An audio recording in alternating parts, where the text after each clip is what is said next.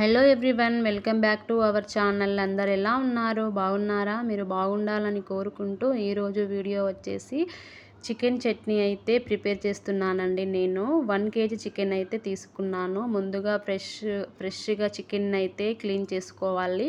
Clean చేసుకున్న తర్వాత stove మీద ఒక ముకుడు పెట్టి అందులో అయితే ఈ చికెన్ అందులో పెట్టి కొంచెం పసుపు, కొంచెం ఉప్పు అయితే అందులో వేసి అయితే మిక్స్ చేసుకోవాలండి. ఇలా మిక్స్ చేస్తూనే ఉండాలి, కింద అంటకుండా మిక్స్ చేస్తూనే ఉండాలి. వాటర్ వస్తుంది అందులో నుంచి, వాటర్ ఇంకిపోయేంత వరకు అయితే మిక్స్ చేయాలండి.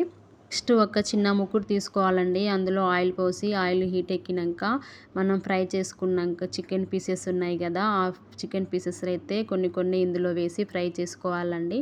ఇలా ఫ్రై చేసుకున్నాక పక్కన పెట్టి తర్వాత నెక్స్ట్ అదే ఆయిల్లో అల్లం వెల్లుల్లి పేస్ట్ అయితే ఒక 3 స్పూన్లు అయితే వేయాలండి.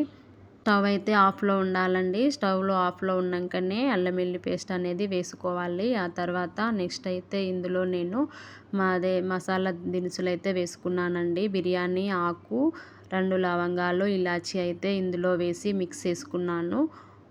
ఇలా కలుపుకోవాలి. నెక్స్ట్ 1 kg చికెన్కి నేనైతే 5 స్పూన్ల కారం పొడి అయితే తీసుకున్నానండి.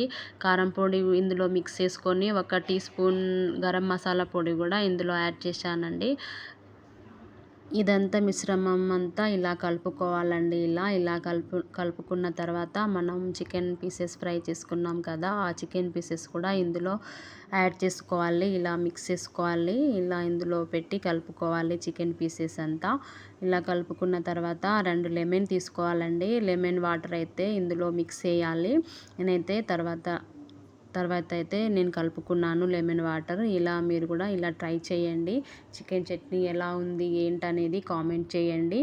అలాగే ఈ వీడియో కనుక మీకు నచ్చితే లైక్ చేయండి, సబ్స్క్రైబ్ చేయండి, షేర్ చేయండి. సబ్స్క్రైబ్ చేయడం మాత్రం మర్చిపోకండి. ఓకే అండి, బాయ్ అండి, బాయ్ గాయ్స్.